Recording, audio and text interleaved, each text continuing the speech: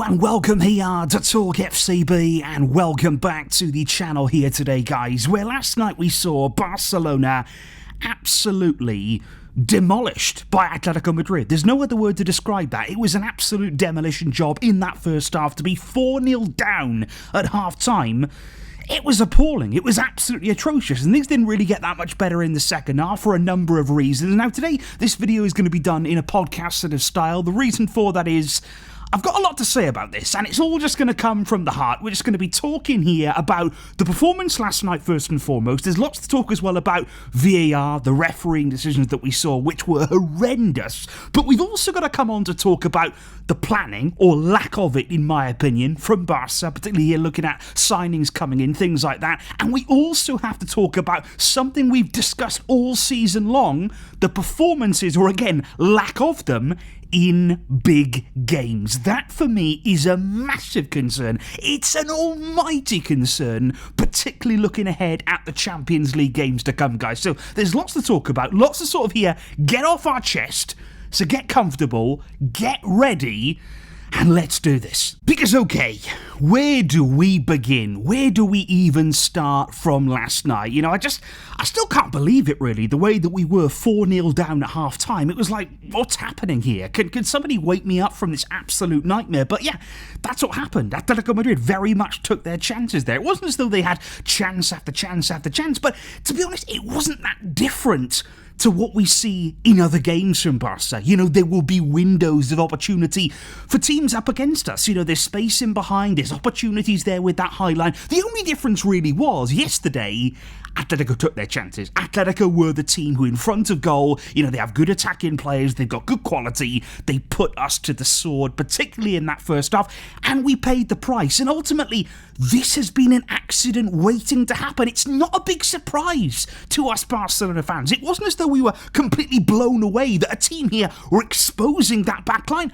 We've known it was possible. You know, we understand here with this system, if you're not at it, if you're not 100% perfect, you can come undone. And a lot of the time, you're relying on the goalkeeper. Of course, Joan Garcia had an unfortunate moment there on the first goal. You know, not something that he's going to look back on there with fondness.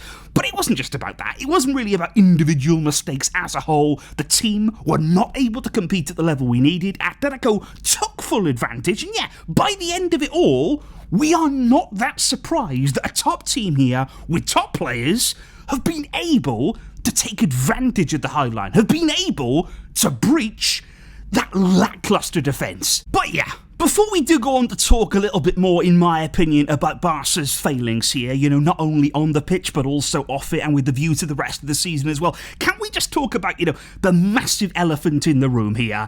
We have to talk about VAR. We have to talk about the refereeing decisions that were made in that second half there. In particular, of course, the disallowed goal from Barca. Now, in the end, it would have meant that maybe it would have been 4-1. Is that different to 4-0? You know, probably not at the end of the day. But it's the principle of it. What we saw was an absolute disgrace, the decision-making. And it's not just about the fact here that by the end of it all, we've got the wrong decision. But in any game of football, to have an 8-minute delay for a VAR check, that is not this game. You know, that is not football that we're talking about here. And that's the thing right now, though. It is. This is modern day football. And I've had a problem for a long, long time with VAR. I think it sucks the joy out of the game. I think it disrupts the rhythm of a game. You know, you saw lots of people at the weekend, by the way, football fans talking about the Super Bowl. And we often like to get on our high horse a bit, you know, talking about things like the Super Bowl, saying, oh, you know, there's so many stoppages. How do people enjoy that? That's not a sport. That's not something there that can be enjoyed. Nonsense.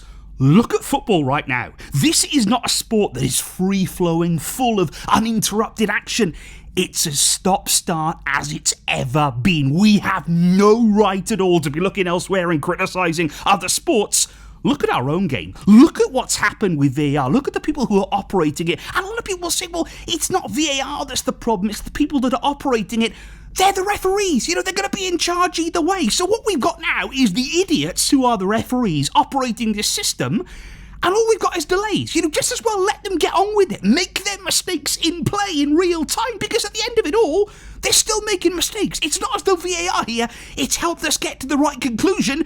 They have no idea what they are doing, and they are delaying the game. They are sucking the joy out of it. They are making us wait to be able to celebrate goals. It's a nonsense. It is killing the game. It really, really is. And yeah, last night, the disgrace. It was an absolute disgrace, the refereeing decision that we saw. It's not a surprise again. This is Barca. This is Spanish refereeing. This is something we see on a weekly basis. It doesn't surprise us anymore. But yeah, it's obscene how that goal was disallowed, and all that after an 8-minute delay.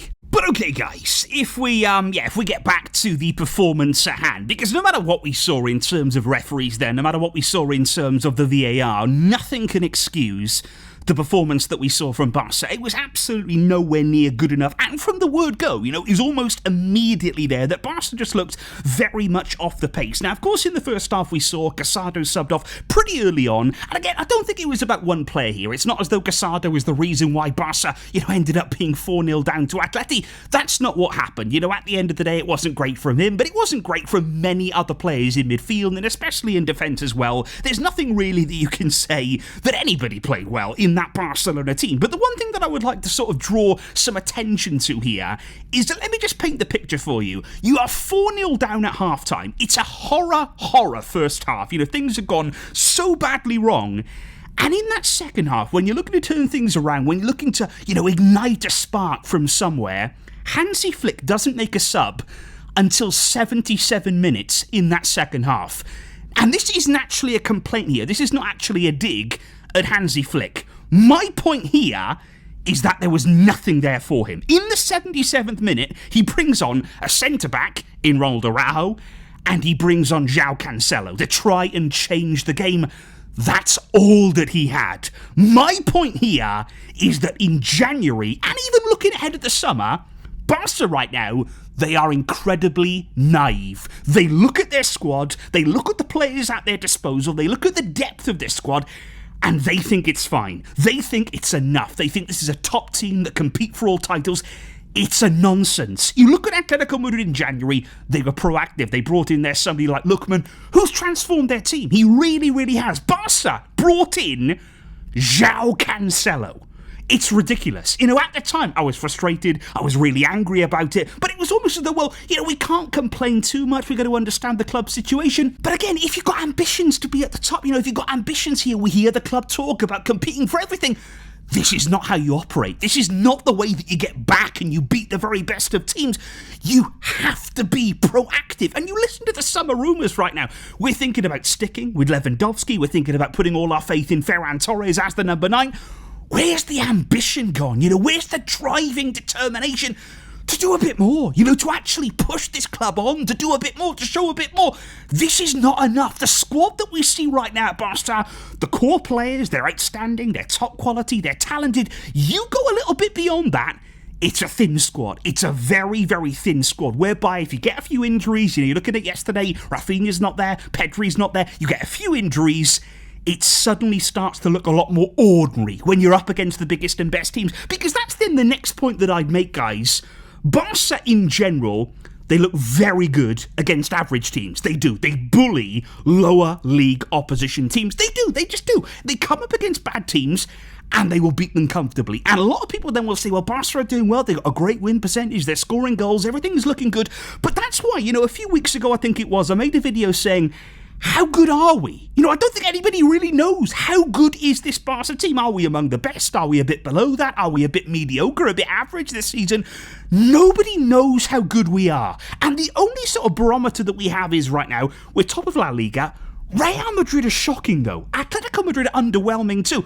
What does that actually tell us? You look at the Champions League, you look at big games that we played this season, we got dominated against PSG. We got absolutely played off the park by PSG, and it was one of their weaker teams as well, by the way. We even went to Newcastle, and we won that game 2-0, but that was individual brilliance from Rashford. They had us on the ropes for a lot of that game there, especially in the first half. You look at it as well in the Champions League, the one big test that we had away at Stamford Bridge, away at Chelsea, they dismantled us too. How many more big games this season are we going to go into?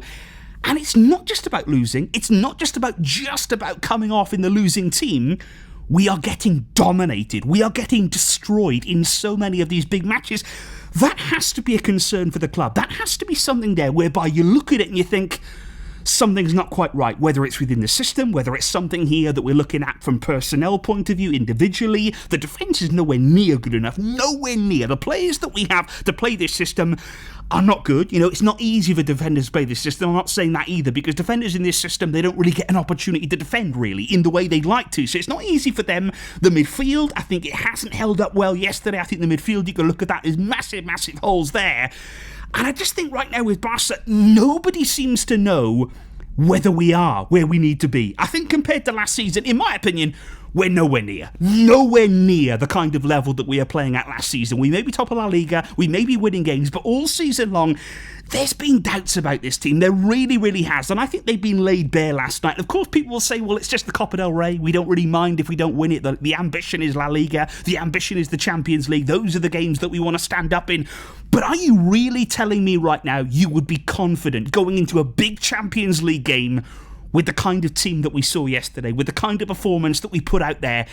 It just doesn't fill me with confidence. We are going to come up against big teams. We are going to come up against some of the strongest teams in the world. If you want to go deep in the Champions League, are Barca prepared for that? Are Barca good enough to go toe-to-toe with the best right now? I don't know. I really don't know. I want them to. I desperately want us to show something, but time and time again when it really matters, when you're playing teams who can hurt you, when you're playing teams who will take advantage of those chances that we give up, I'm just not convinced. I haven't been convinced all season long. I would love the team to prove me wrong. I would love to see us hit back here and show it, not just at the weekend, not just in your average La Liga game, but against a big team. Let's come out with a statement win. I know we've beaten Real Madrid. I know we won the Clásico, but like I say, Real Madrid are rubbish. At the end of the day, Real Madrid right now, beating them, it doesn't prove anything. They are just terrible. They have been all season. They're on their second coach. They're thinking maybe about their third if things go wrong.